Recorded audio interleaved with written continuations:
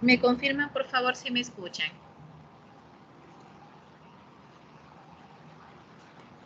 Buenas tardes. Sí, la escuchamos.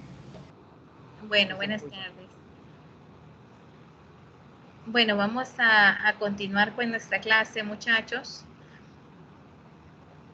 El día de ayer estábamos viendo un poco acerca de, básicamente, qué cambios, podríamos decir, fueron fundamentales en lo que es propiamente lo que hoy en día tenemos nosotros, ¿verdad? O qué etapas podríamos decir, mejor dicho, han sido importantes para poder lograr lo que nosotros tenemos hoy en día. Veíamos propiamente que si hacíamos una línea de tiempo y hacíamos cortes en esa línea de tiempo, podíamos decir que teníamos tres grandes divisiones, que era propiamente la era de la computación institucional, que esta empieza aproximadamente en 1950. Tenemos la era de la computación personal, que empieza aproximadamente en 1975. Y propiamente tenemos la era de la computación interpersonal, que empieza aproximadamente en 1995. Vemos que cada una de esas eras traía un avance en particular. En la primera era, en la era de la computación institucional, vemos que se utilizaban computadoras extremadamente grandes que abarcaban pues grandes ubicaciones, que tenían que estar debidamente climatizadas y que adicionalmente el costo de estos equipos era sumamente caro. Y estos equipos, por ende, estaban o se utilizaban generalmente para instituciones gubernamentales, para universidades o incluso para el gobierno como tal, o para instituciones que fueran instituciones grandes. Más que todo orientados a la parte de investigación y desarrollo científico. En el caso de la era de la computación personal, que está marcada aproximadamente en 1975, vemos que una de las características es que pues ya se hacen computadoras o ya tienen computadoras más pequeñas. El tamaño es un tanto, bueno, no podríamos decir un tanto, sino bastante reducido. Sin embargo, no es como los equipos que conocemos hoy en día, sino que comparados con una supercomputadora, como con una computadora mainframe, que ocupaban toda una habitación, pues estos eran equipos que se podían instalar o poner en un escritorio. Entonces eran pues obviamente más pequeños comparados que con los equipos que habían anteriormente. Y por lo tanto, al ser más pequeños, al generar menos calor, al ser equipos que sus características como tal van cambiando, incluso son más rápidos, pues va llamando más la atención de las personas, no solamente de las instituciones gubernamentales o educativas, sino también de otro tipo de instituciones, de otro tipo de empresas, y adicionalmente también pues ya vemos que ya se expande un poquito más el uso propiamente de las computadoras. Sin embargo, una de las características principales es que en ese momento pues los equipos generalmente se utilizaban para la creación de documentos, para almacenar información o para hacer algún tipo de cálculo matemático. A partir de la era de la computación interpersonal, que fue aproximadamente en 1995, vemos que entre las características más importantes que tenemos es precisamente el complemento de la comunicación como tal. Y aquí ya vemos propiamente las redes de computadora, ¿sí? Y cómo estas redes de computadora que permiten que podamos estar interconectados, ya sea en una oficina, desde nuestras casas, en los colegios, incluso desde nuestros vehículos o en cualquier en casi todas partes, entonces obviamente eso va ayudando al incremento sustancial de uso de Internet como tal, ¿verdad? Y aquí ya no solamente se usan las computadoras para crear documentos, para almacenar datos o para realizar algún tipo de cálculo, sino también para la comunicación como tal. Y a partir de 1995, muchachos, a la fecha, pues hemos visto que ha habido una evolución significativa, tanto en la forma de comunicarnos, y esto obviamente ha contribuido significativamente a la explosión de Internet, si lo podríamos decir de esta manera.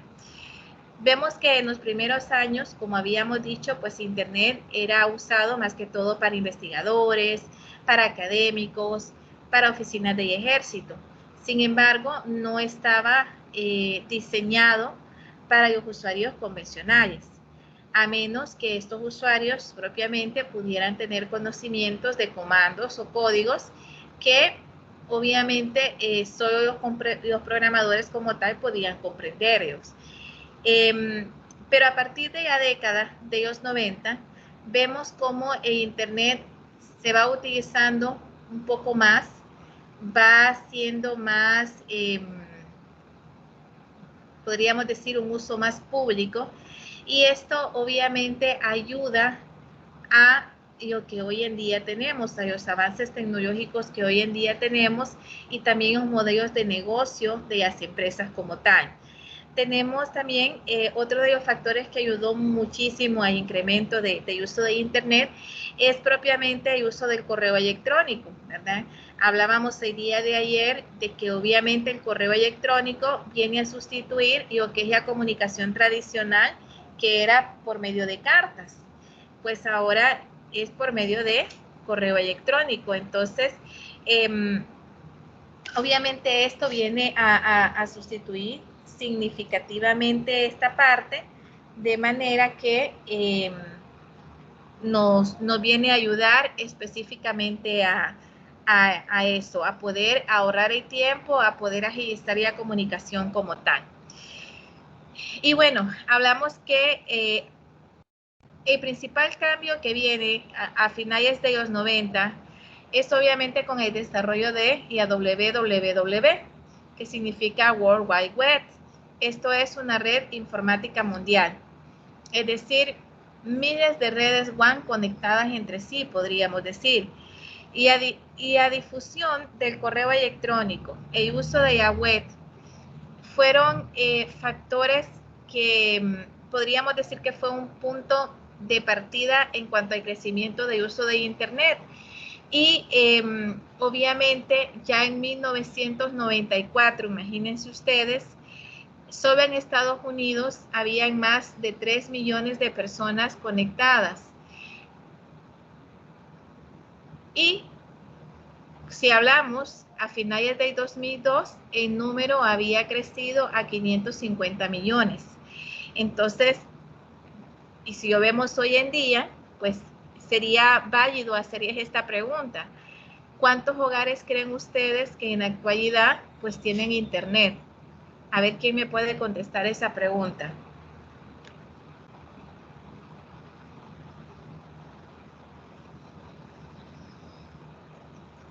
Podría decir que en la actualidad casi todos los hogares cuentan con una conexión Wi-Fi o a través de datos móviles, posiblemente. Es correcto. Podríamos decir, muchachos, que hoy en día definitivamente, pues, creo que sin temor a equivocarnos, sería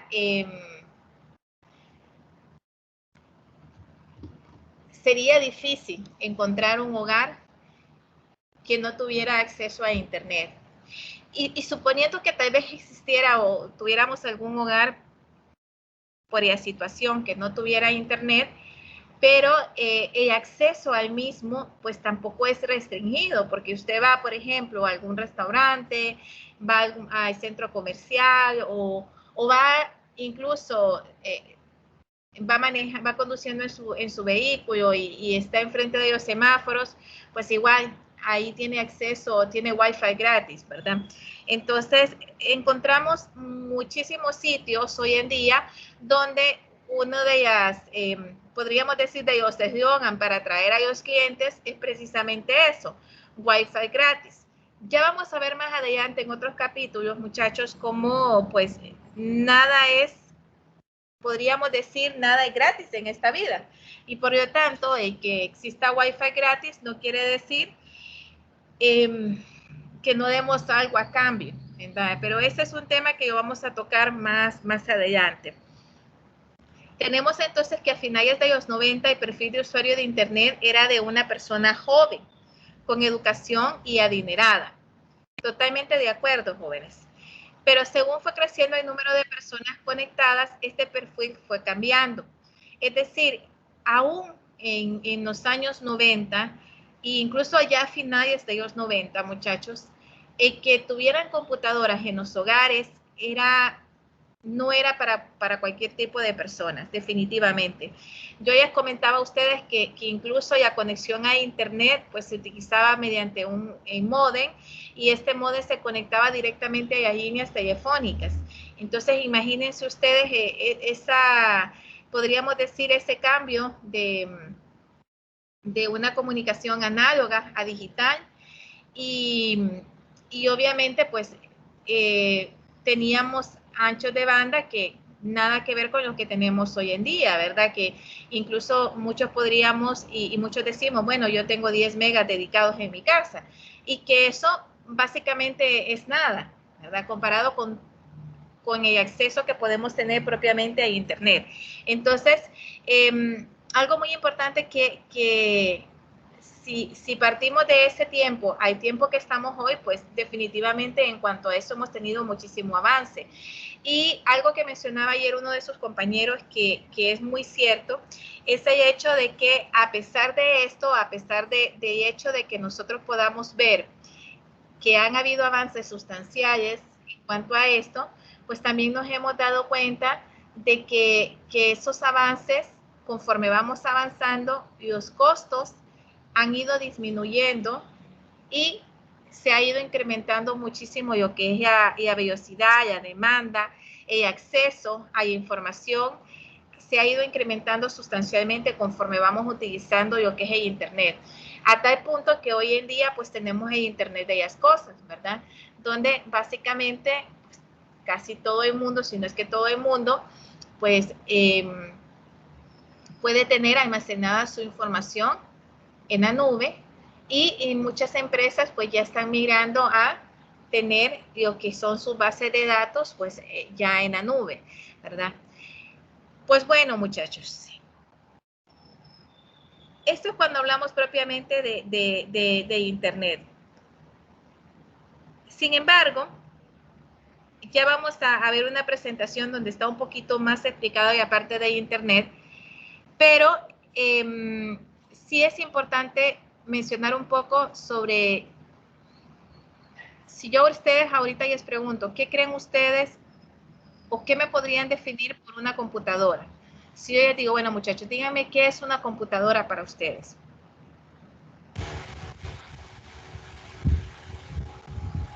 ¿Qué me podrían decir? Vamos a ver.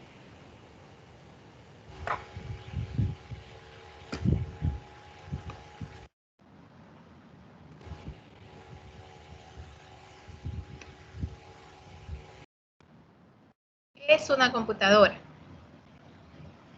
Podríamos decir que la computadora es una máquina electrónica capaz de almacenar información y tratarlas automáticamente mediante operaciones matemáticas y lógicas controladas por programas informáticos.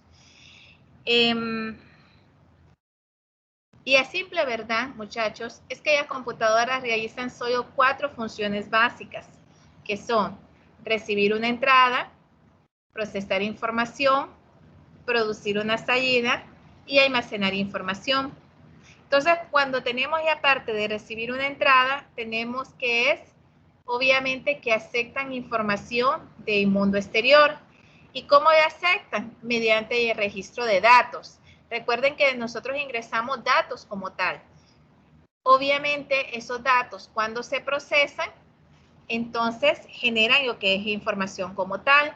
Por eso el siguiente punto es procesar información, que es aquí donde realizan operaciones aritméticas o lógicas, toma de decisiones sobre información. Y finalmente, nuestra computadora puede hacer o producir una salida o almacenar una información, según lo que nosotros estemos pidiendo. Si es producir una salida, obviamente comunicar información al mundo exterior. ¿Y cómo ella comunica? Bueno, mediante ya presentación en la pantalla, ya muestra en la pantalla, o al momento de enviar o imprimir. Todo eso es que produce una salida como tal. Ahora, almacenar información, pues obviamente es guardar información en la memoria como tal. Entonces, en conclusión, una computadora como tal hace el proceso de entrada de datos cuando ustedes lo ingresan, procesa esa información y propiamente la salida como tal de información. Entonces, muchachos, ¿cómo capturamos esa información? ¿Cómo capturamos esos datos? Cada sistema de computadoras contiene componentes, es decir, componentes físicos, que a eso nosotros ya conocemos como hardware, y especializados en cada una de las 4 funciones. Por ejemplo, los dispositivos de entrada son los que permiten una entrada del mundo exterior. A ver, muchachos, ¿quién me puede dar algunos ejemplos de dispositivos de entrada? Vamos a ver.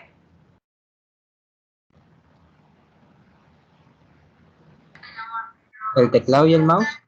Muy bien, teclado y mouse. Muy bien, ¿quién más? El micrófono. Muy bien, ¿quién más? ¿Qué más, chicos? La cámara. La cámara, muy bien. ¿Qué más?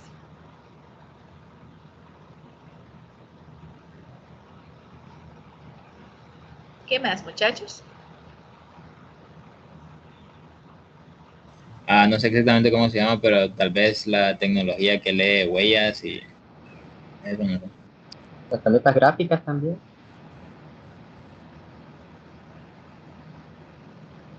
Ok, y las tarjetas gráficas, muchachos, recuerden que en este caso los dispositivos de entrada son todos aquellos dispositivos que nosotros conectamos a nuestro CPU, ¿sí?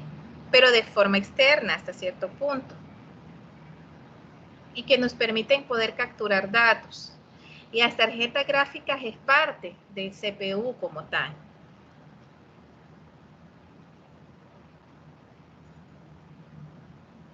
Y en todo caso, las tarjetas gráficas lo que hacen es mostrar, pues obviamente permiten la visualización más detallada o más pixeleada, podríamos decir, de lo que nosotros estamos viendo, ¿verdad?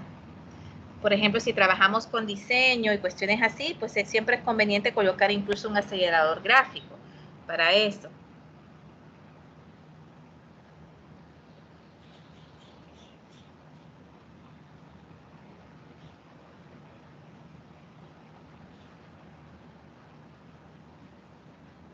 ¿Cuál otros, chicos? Dispositivos de entrada, también sería el micrófono. Muy bien, el micrófono, el lápiz óptico, el lector de código de barra, el lector de huellas, todo eso, muchachos, es parte del dispositivo de entradas. ¿Por qué? Porque nos permite insertar o ingresar algún tipo de información como tal. Ahora vamos con los dispositivos de salida. Vayan pensando en los dispositivos de salida, muchachos. Me permiten un momentito.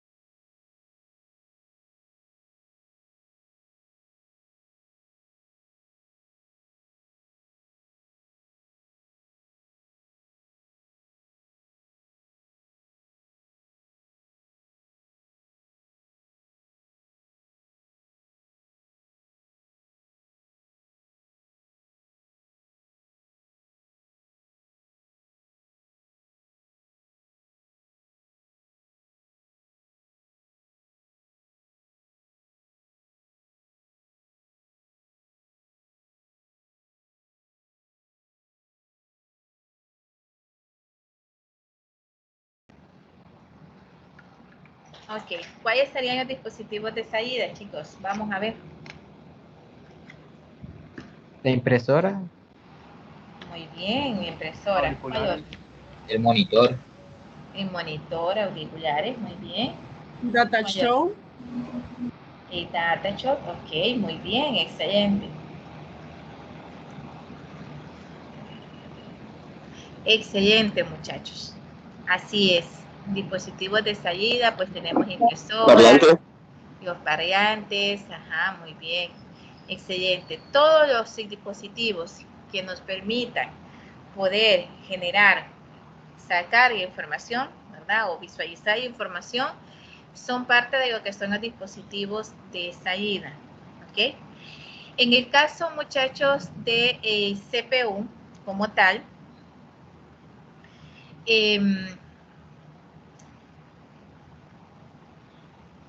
este como tal nos permite, obviamente, dentro del CPU, pues están diferentes componentes. ¿Qué componentes podríamos mencionar que tenemos dentro de un CPU? Uno de los componentes principales que tenemos es el microprocesador, ¿cierto? El microprocesador a nosotros nos es básicamente que permite poder realizar el proceso como tal, el procesamiento como tal de información, que permite realizar cálculos aritméticos, tomar decisiones básicas, comparando valores de información. Pero aparte del microprocesador, ¿qué otros componentes tenemos nosotros internamente dentro de nuestro CPU? la tarjeta RAM, Muy bien. disco duro, El disco duro y la tarjeta RAM, muy bien. ¿Qué más? la gráfica, la tarjeta gráfica, Ajá, y las tarjetas de video, muy bien. ¿Qué más? sistema de ventilación, Ok, y la ventiladora, muy bien. ¿Qué en donde más? se conecta, que es la motherboard, donde se conecta todo.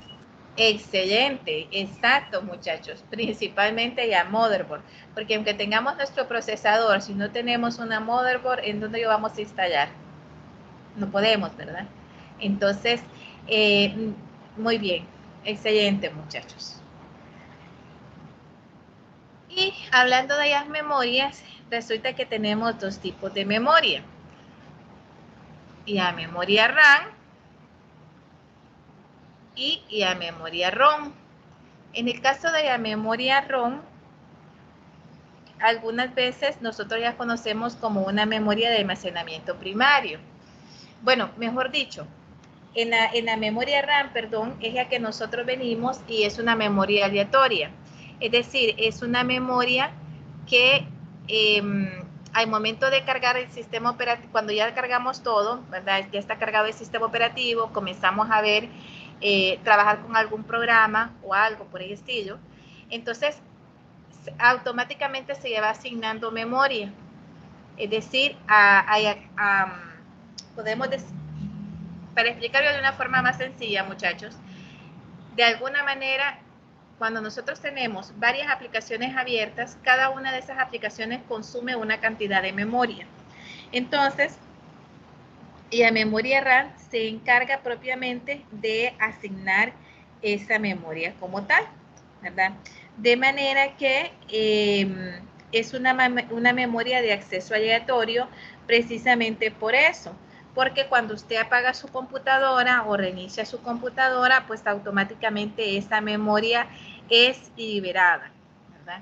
Según la cantidad de procesos que usted esté ejecutando, pues así es el uso propiamente de la memoria que va a tener.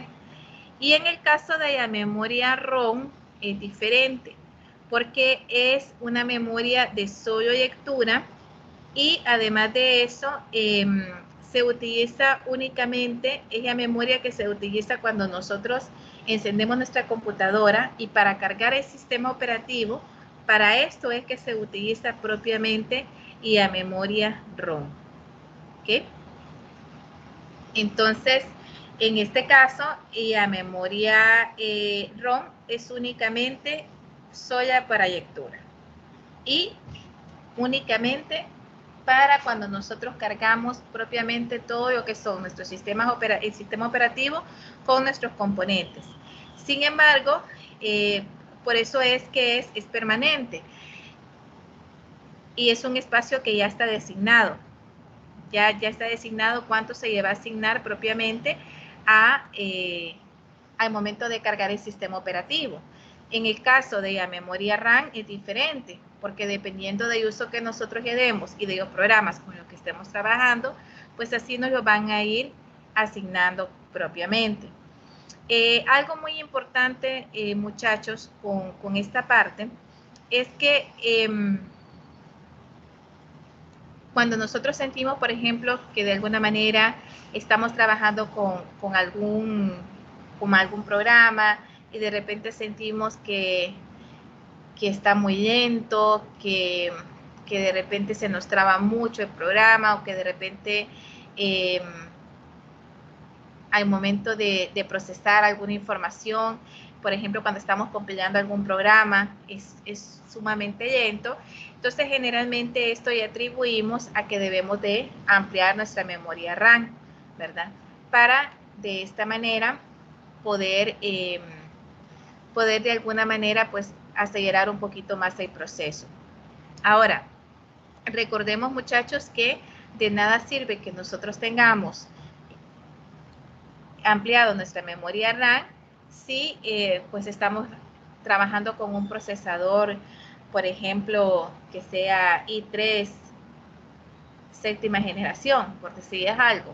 Aunque tengamos 16 de memoria RAM, si tenemos un procesador i3 séptima generación, pues de igual manera, pues siempre lo vamos a sentir un poquito lento, siempre vamos a sentir que con algunos programas, pues de repente se nos puede quedar inhibida la pantalla. Entonces, obviamente, pues van de la mano, ¿verdad? Y lo mismo sucede también al momento de almacenamiento de información como tal, ¿verdad? Referente a nuestros discos duros. Entonces, esto es muy importante que lo tengamos claro. Por eso es que la memoria RAM en sí es una memoria de acceso rápido, es volátil, y en ella se almacenan los datos necesarios para que los procesos se ejecuten por el procesador y que puedan funcionar de forma correcta. Al momento de reiniciar la computadora o de apagar la computadora, automáticamente se libera esa memoria. A diferencia de la memoria ROM, que esa ya está asignada propiamente para la carga propiamente del sistema operativo y todos sus componentes. También tenemos algunos dispositivos de almacenamiento. Y estos algunas veces se conocen como almacenamientos secundarios. Y vamos a ver, chicos, qué ejemplos ustedes me pueden dar de dispositivos de almacenamiento. Vamos a ver. Una pregunta, licenciada. También con respecto a los tipos de memoria, no sé si va a llegar a ese punto, pero quería saber más que todo sobre las memorias caché.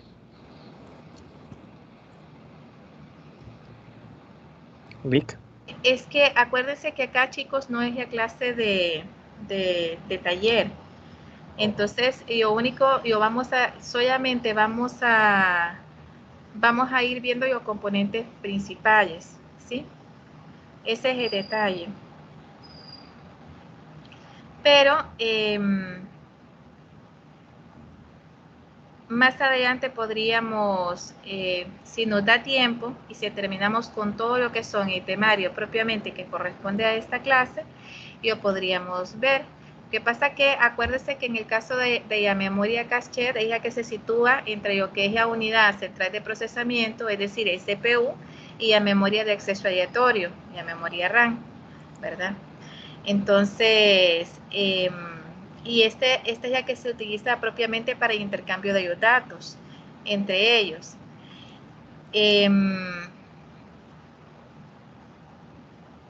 Tan a detalle como tal, no creo que vayamos a entrar, a menos que tengamos el tiempo. Si no, esto seguramente lo van a ver en sistemas operativos, ya más a detalle. Aquí, pues, obviamente, solo nos vamos a centrar en aspectos que son hasta cierto punto generales, pero que son importantes que ustedes lo conozcan. Entiendo. Muchas gracias. Sí, porque cuando ya hablamos de la memoria caché, ya estamos hablando ya de otros aspectos propiamente, ¿verdad?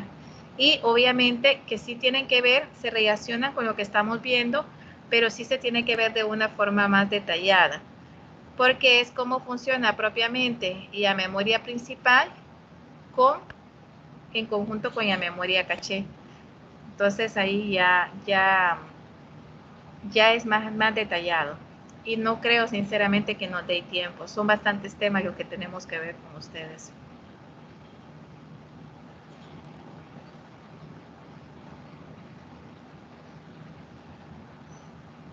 ¿Alguna otra pregunta?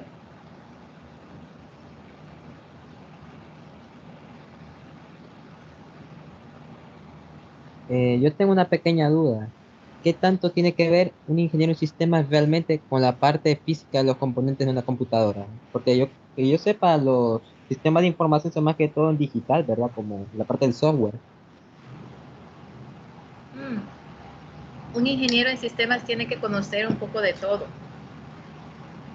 pero depende mucho de la parte en la que usted se va a orientar. Cuando hablamos de un ingeniero en sistemas, propiamente sí, en parte va un poco más orientado a la parte de, podríamos decir, de programación. Cuando hablamos de un ingeniero en ciencia de la computación, va orientado a la parte de hardware, software y un poco de telecomunicaciones. Pero esto no quiere decir que ustedes, por ejemplo, en redes, ustedes no van a ahondar un poquito más en esos temas. Y de repente tal vez con la parte específicamente con la pregunta que hizo su compañero en cuanto a las memorias, a la memoria caché, puede ser que en sistemas operativos lo lleguen a ver un poquito más en detalle, ¿verdad?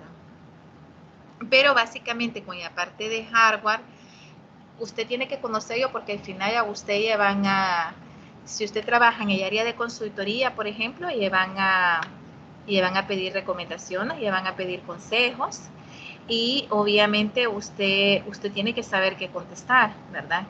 Tiene que tener esa experiencia. Además que cuando usted se gradúe o si antes de graduarse usted consigue un trabajo en el área de informática, pues muchas veces van de la mano propiamente con lo que es y aparte de, puede ser que le toque ser ingeniero de soporte técnico, ¿verdad?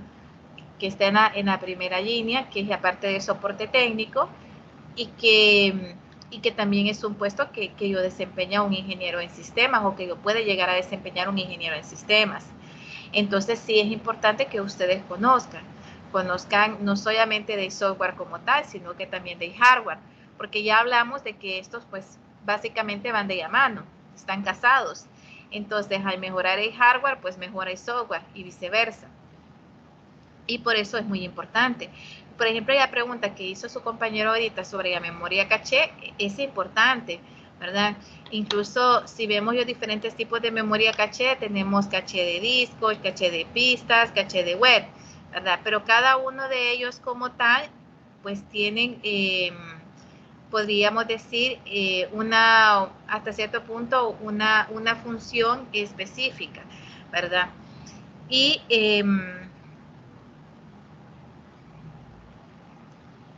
ya es entrar un poquito más en el detalle propiamente de lo que es la parte como tal de hardware como tal. Entonces, por eso está más orientado a la parte de soporte técnico, a la parte de taller, de redes, ¿verdad?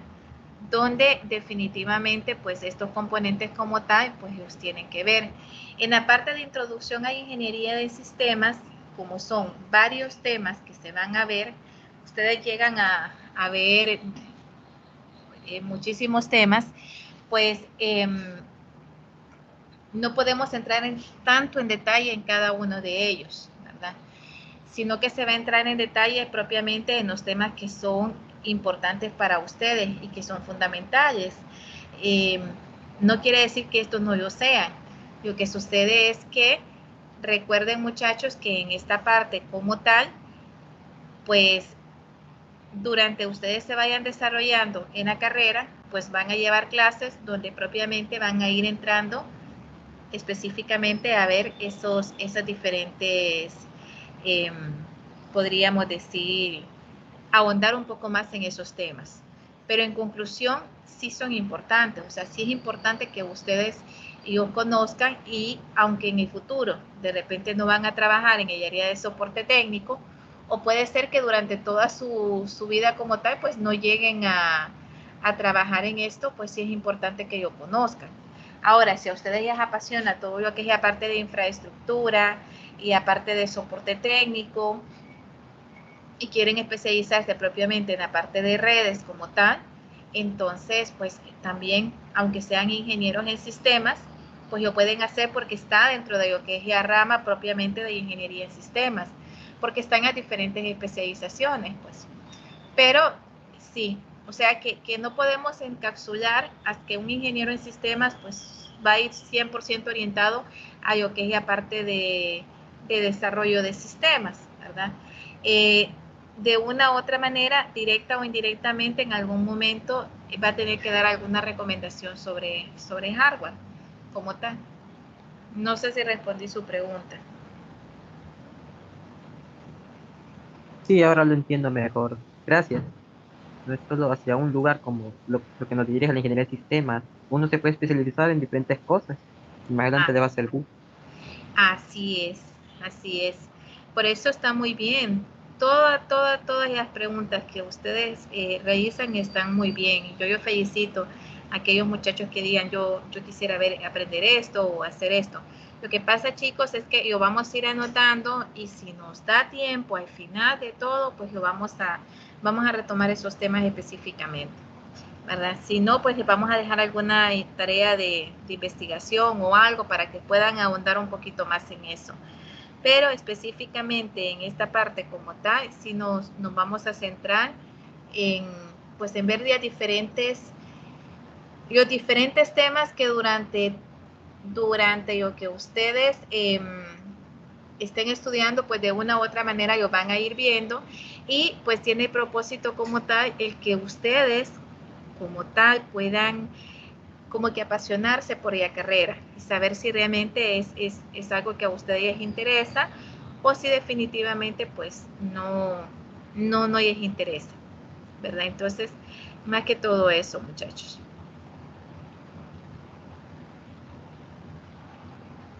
Bueno, hablábamos de los dispositivos de almacenamiento. ¿Quién me puede dar ejemplos de dispositivos de almacenamiento? A la USB, Ok. hay discos externos también.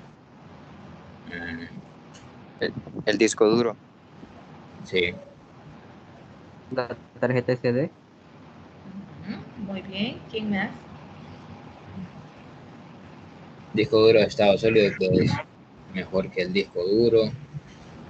Los CDs que aparecen aquí, pero bueno, CDs ahorita casi ya no se usan, pero sí, ¿verdad? Sí salen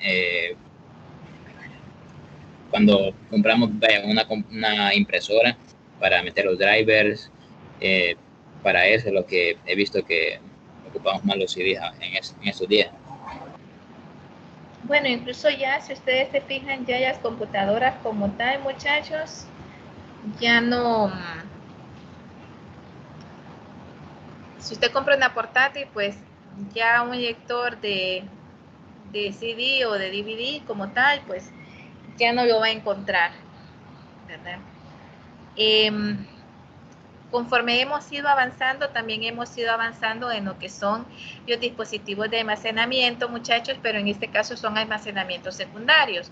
¿Por qué almacenamiento secundario? Bueno, porque internamente, pues, ya tenemos un disco duro, que este disco duro puede ser un disco de estado sólido, como los tenemos hoy en día, que propiamente es donde nosotros almacenamos información, e incluso ya casi tampoco lo estamos utilizando, incluso para almacenar información, porque la mayoría de información pues la almacenamos en la nube, ¿sí?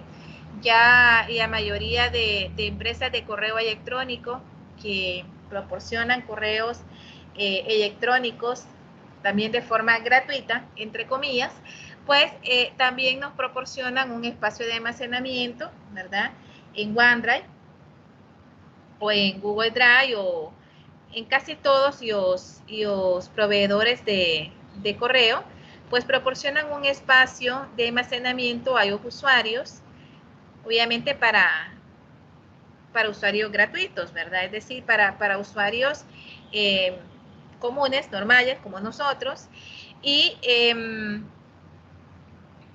también para a nivel empresarial, pues también proporcionan también un espacio de almacenamiento en la nube que para muchas empresas y para muchos usuarios por aparte de que pues es muchísimo más sencillo, usted puede tener acceso a su información desde cualquier parte, no tiene que andar cargando su computadora, con tal encuentre una computadora que tenga acceso a internet o incluso desde su mismo celular o desde su tablet o desde su iPad, pues usted puede tener acceso. Entonces, propiamente estos dispositivos de almacenamiento secundarios poco a poco se han ido, podríamos decir hasta cierto punto, desplazándose. Hasta un punto que sin temor a equivocarme, pienso que en algún momento pues van a desaparecer, como sucedió con la parte de los CDs y los DVDs, que poco a poco, pues, igual con los disquetes, igual con las tarjetas perforadas, pues, poco a poco han ido desapareciendo y hemos ido avanzando en cuanto a esto. Pues lo mismo pasa con ese almacenamiento secundario.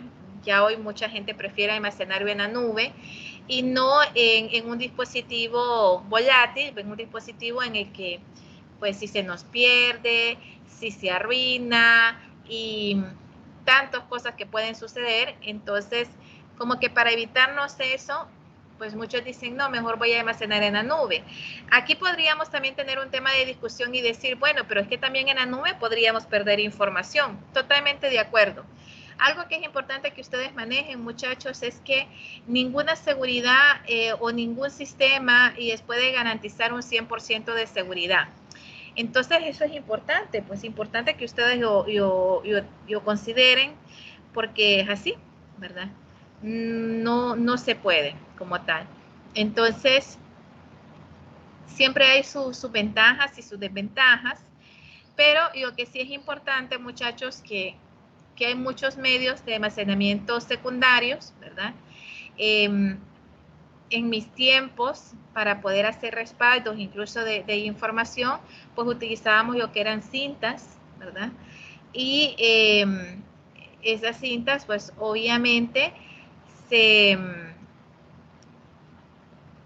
una se quedaba en el data center como tal, otra copia se almacenaba en el banco y otra copia pues se la llevaba el gerente a su casa. Entonces se utilizaba mucho lo que era el almacenamiento en cintas, no tanto en DVDs ni en CDs por la cantidad de información. Depende mucho de la empresa, muchachos, también. Depende mucho también del tamaño de información que se maneje en la empresa. Esto era más que todo ese almacenamiento de memoria USB, de discos externos,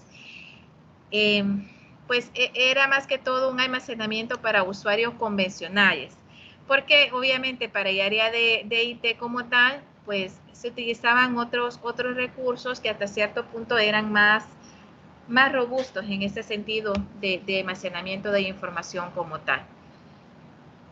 Bueno, muchachos, no sé si hasta aquí tienen alguna pregunta, alguna duda, alguna consulta.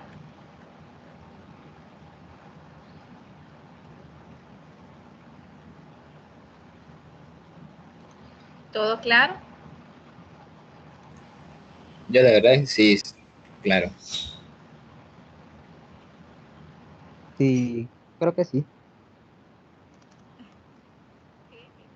A ver, chicos, ¿cómo es que creen que sí?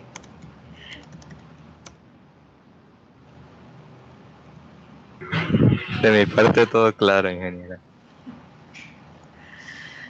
Bueno, muchachos, solamente para que no se me aburran, ya se encuentra habilitada la semana 2. También ya se encuentra habilitada una tareita en grupo para el día lunes. Y también se encuentran habilitados unos videos que son interesantes realmente para que, son videos más que todo para que ustedes vean, puedan de repente ahondar un poquito más en algunos temas, ¿verdad? Y que son importantes que pues ustedes se tomen un momentito para poderlos ver. No son videos de mucho tiempo, ¿verdad? Son videos cortos, pero que sí son interesantes y es importante que ustedes pues en sus tiempos libres pues los puedan ver.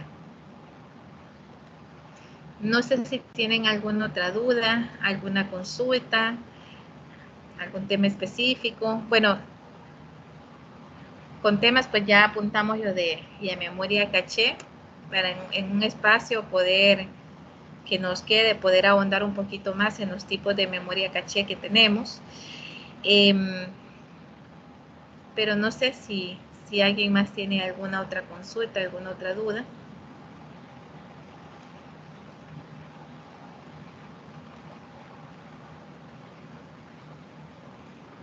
Bueno, chicos, mañana tenemos clase en el mismo horario de la clase. Cualquier consulta que tengan o duda, pues estoy allá a orden. Si tienen alguna duda con algo, me lo pueden hacer por preguntas en el grupo de WhatsApp o me lo pueden hacer por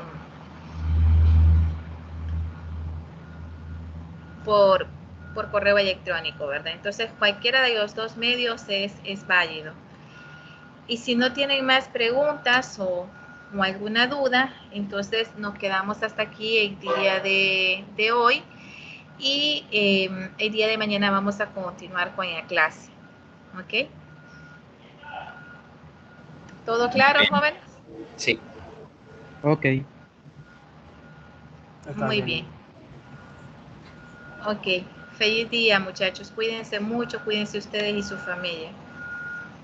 Igualmente. Igualmente, ingeniera, cuídese. Igual, muchachos, cuídense mucho.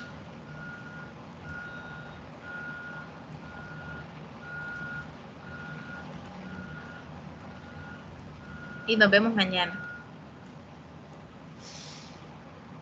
Hasta mañana. Hasta mañana, Lick. Hasta mañana, muchachos.